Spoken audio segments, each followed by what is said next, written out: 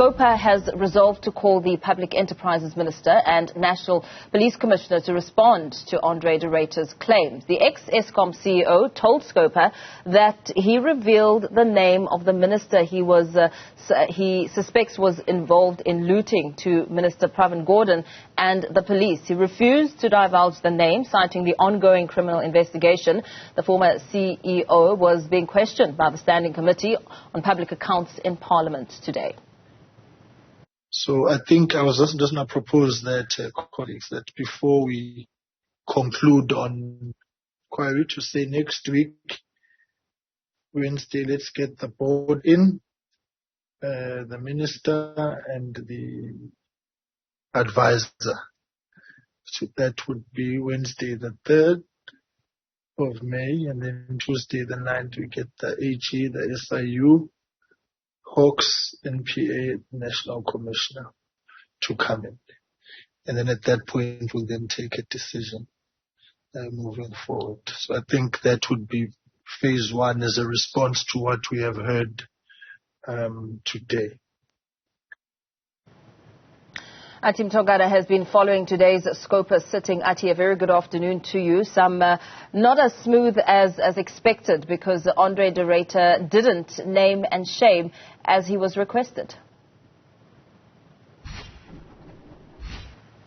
Yes, he didn't, Mpho, because he feels that because of the legal advice that he has received and because of the ongoing investigations by various law enforcement agencies, he is not in a position to disclose the name of that minister he alluded to in the TV interview when he spoke about a statement that was related to people must eat. In fact, that was one of the first questions that he fielded from members of the Standing Committee on Public Accounts when Bheki Hadebe, an ANC MP who actually wrote to the chairperson to have Andre De Ryter come and appear. He was questioning him around who this minister is that he believes is connected to the corruption that is currently taking place at Eskom. And the corruption that we speak of when we talk about the power utility is organized crime. In fact, the former CEO Andre De Ryter saying that law enforcement agencies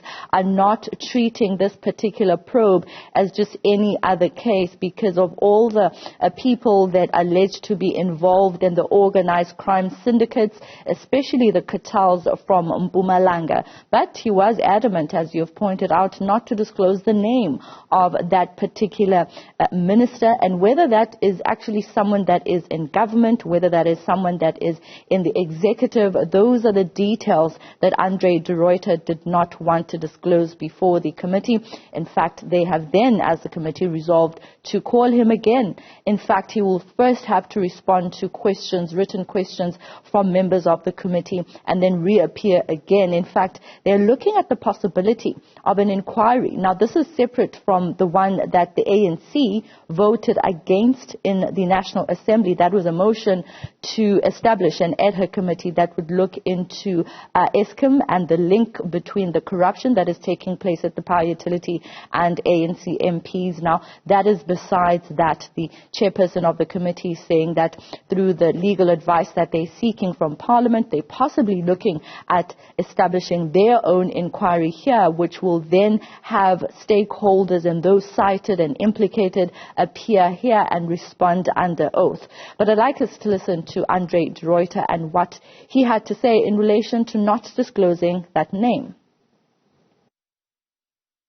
Here it's a formal process of Parliament, and so the best way forward, I would suggest, is to ask Minister Gordhan and Dr. Mufamadi, because they were informed, they are aware.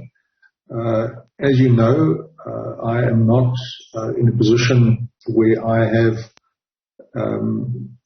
immunity, and I therefore am unable to make any statement that could potentially put me at risk of any legal action, whether it be civil or criminal, because of the fact that there is already a highly litigious environment that has arisen around Eskom and my tenure as chief executive at Eskom, and I would be very loath to expose myself to any further legal action, particularly in a public forum such as this hearing.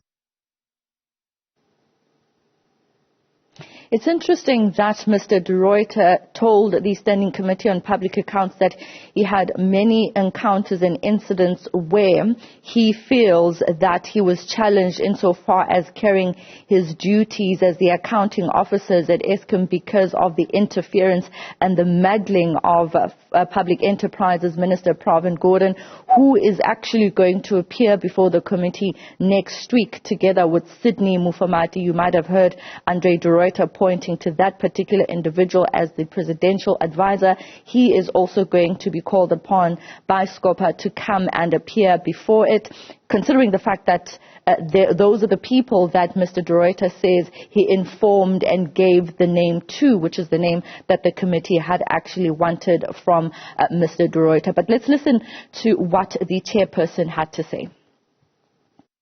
Here it's a formal process of Parliament, and so really we need to speak to detail, which was quite absent. But there are pointers in terms of what should follow next in order to test the allegations.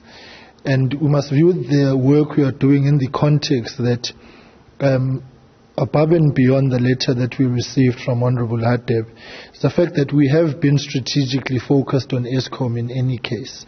So some of the areas that he's touching on insofar as the cartels are concerned, we've been quite alert and alive to those issues in part of the oversights that we have done.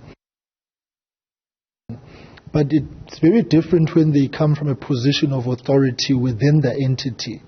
And we consider Mr. De Ryter to be a person of authority, having been the GCEO. So the things that he says cannot just be viewed as whistleblowing, but rather they are things that go above and beyond that, because he has the fiduciary responsibility as the CEO to ensure that the entity is safeguarded from the corruption, the maladministration, the fraud and the manipulation. And in today's interaction, the political interference and what he called the micromanagement of Eskom and the insubordination, wherein you've got ministers and boards speaking to anybody and everybody. So we need to test all those things, because nobody can with certainty at this point in time really say where the problems of Eskom start and end, because they're so multifaceted and so complex. Right, Athi Mtongana, we are going to have to leave it there for now. Breaking it down, of course, a tight-lipped Andre De Ryter coming across there at the committee. The Matlosana local municipality